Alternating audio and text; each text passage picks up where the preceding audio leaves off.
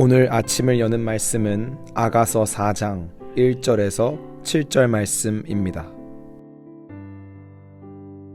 내 사랑 너는 어여쁘고도 어여쁘다. 너울 속에 있는 내 눈이 비둘기 같고 내 머리털은 길르앗 산 기슭에 누운 염소떼 같구나.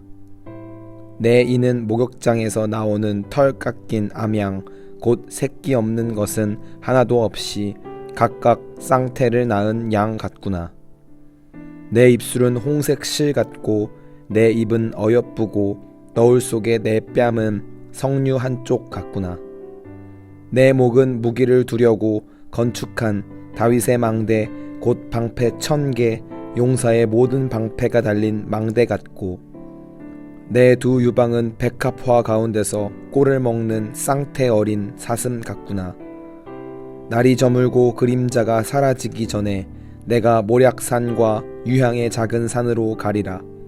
나의 사랑 너는 어여쁘고 아무 흠이 없구나. 아가서 4장 말씀은 매우 감각적인 언어를 사용하여 신부의 아름다움을 구체적으로 묘사하고 있습니다. 신랑은 사람의 신체의 한 부분씩을 열거하며 신부를 칭찬하고 있습니다. 이렇게 사람의 신체를 이용하여 실을 만드는 형태는 주변 국가인 이집트를 포함해서 당시에 많이 활용을 했습니다. 이 과정에서 신랑은 신부의 매력을 아주 섬세한 비유로 다양한 각도에서 칭찬하고 있습니다. 첫 번째, 1절과 4절 말씀에 비둘기, 망대를 통해서는 다른 여자들과 달리 순수함을 유지하는 신부의 정결함을 드러내고 있습니다. 비둘기의 눈은 구조상 여러 물체가 눈앞에 있어도 한 가지밖에 보지 못한다고 합니다. 이런 비둘기의 시야에 빗대어 한 사람만 바라보는 순결함을 이야기하는 것입니다. 망대를 이야기할 때는 방패 1000개와 용사의 모든 방패가 달려있다는 표현을 통해 다른 것으로부터 뚫리지 않는 단단함, 곧 정결함을 드러내는 것입니다. 두 번째, 홍색 실과 석류 한쪽을 통해서는 신부가 가지고 있는 여성스러운 매력에 대하여 이야기를 하고 있습니다.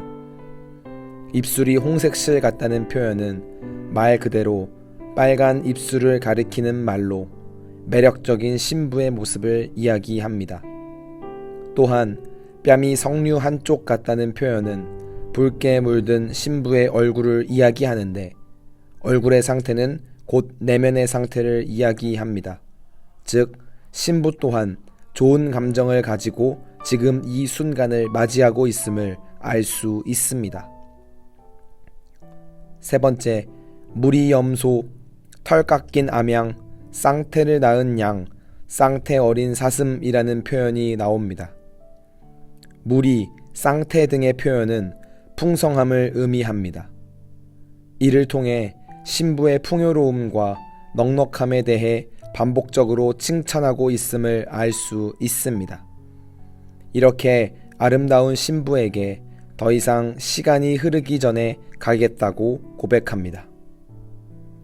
이처럼 신랑은 신부가 가지고 있는 외형뿐만 아니라 균형 잡힌 인격과 성품까지 바라보며 찬미하는 모습을 보여줍니다. 그런 신부를 향하여 7절 말씀에 나의 사랑 너는 어여쁘고 아무 흠이 없구나 라고 말씀합니다.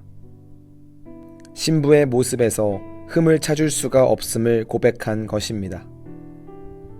그런데 사실 신부인 술람미 여인은 흠이 없는 사람이 아니었습니다. 1장 5절에 보시면 술람미 여인은 피부가 검은 사람이었습니다.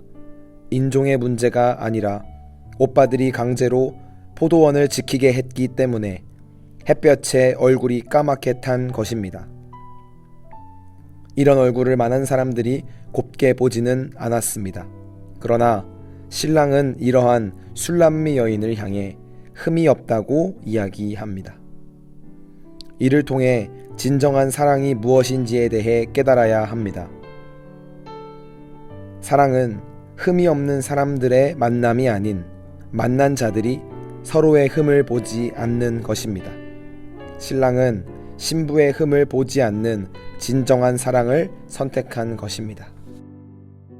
오늘 이 아름다운 고백을 통해 하나님이 하나님의 백성을 사랑하시는 방식을 발견하게 됩니다.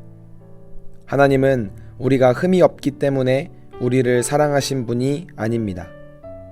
우리를 의롭다 하신 이유가 우리의 잘못이 없기 때문이 아닙니다. 우리의 인격과 신앙, 삶에는 아직 티도 많고 주름도 많고 흠도 많습니다.